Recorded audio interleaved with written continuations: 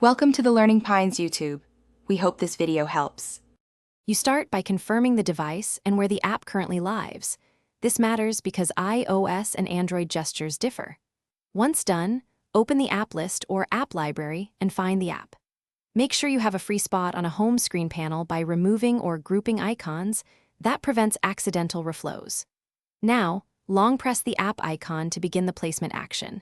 That gesture triggers the move mode, which lets you drag the icon where you should feel the icon lift or see a context menu. Select Move or Edit Home Screen if prompted, because that locks the icon for dragging.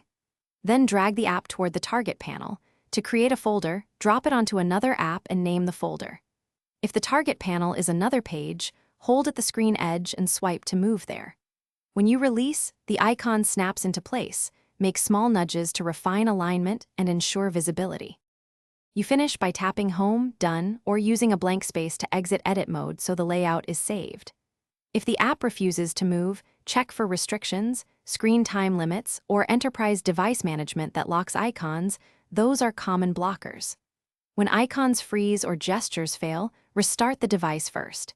If that fails, reinstall the app or use the system option to reset the home screen layout. That usually resolves stubborn placement issues and gets you back on track. Thanks for watching. Consider subscribing if we helped you.